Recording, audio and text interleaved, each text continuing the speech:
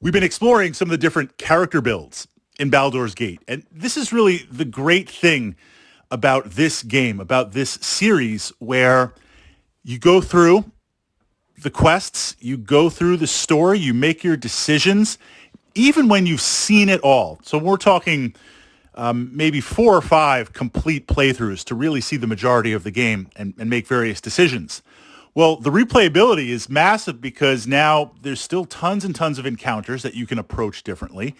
Then we get into all the character classes, trying out different character classes. Then we get into solo runs, hardcore permadeath runs, playing with different parties. I mean, there's so much that is playable in the game. And within that framework, I wanted to talk about a no damage character build.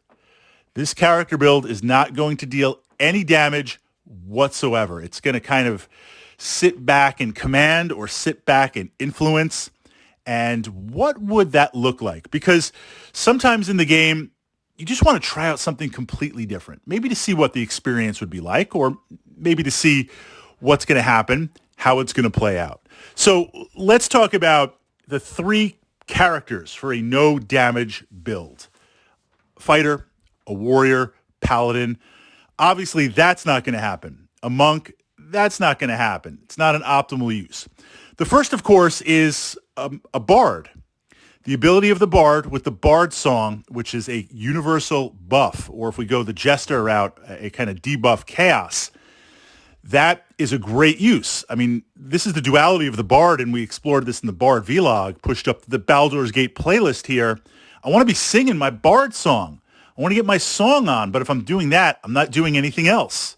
So the great weapons I have, the awesome stuff I have, it's kind of wasted. Not that a bard has awesome attack stats and THAC0 and stuff based on its character class. It's not bad. It's not great.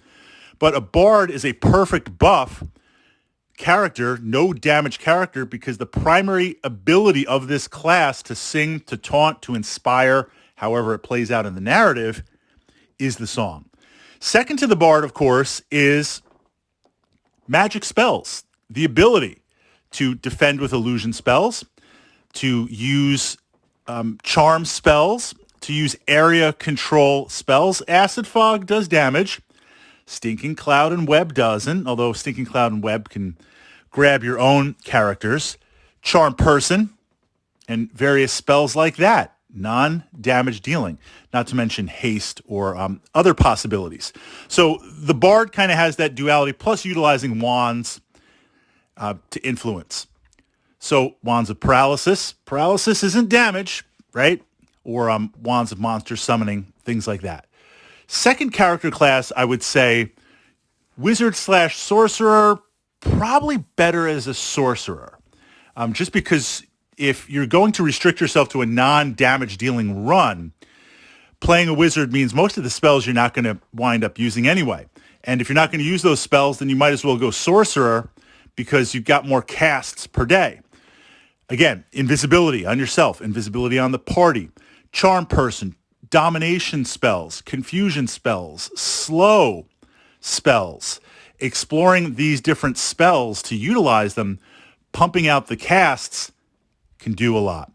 Cleric. Now, cleric's very interesting because I won't say it's the most optimal. I mean, I'd say the most optimal would be bard. Second to that would be sorcerer. Probably go dragon disciple for the narrative.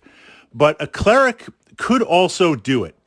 Possibly a druid, but a cleric from the perspective of playing a cleric means your ability to use weapons and armor. That's not going to be a good match because I'm going to sit around and not be engaging in combat. Cleric does have damage dealing spells. Yes, I'm not going to deal with that. Now, one could argue or get technical, monster summons and animations, is that really damage dealing?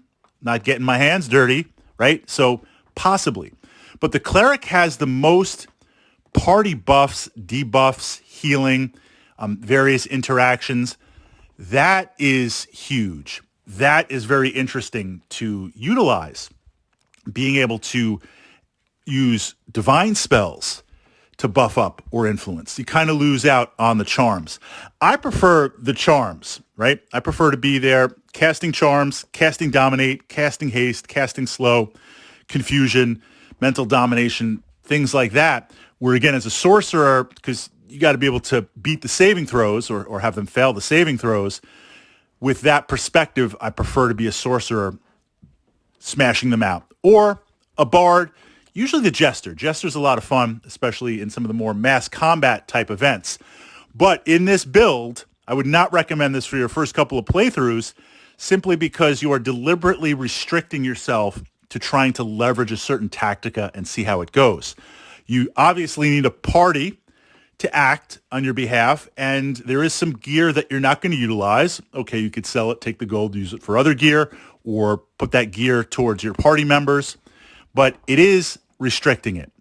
This plays into the bigger thing. Again, after you've played Baldur's Gate 3, 4, 5, 8, 10 times, now going back and saying, let me try to do something specific, a specific type of narrative, a specific type of build, and now literally exploring the game through all of those classes.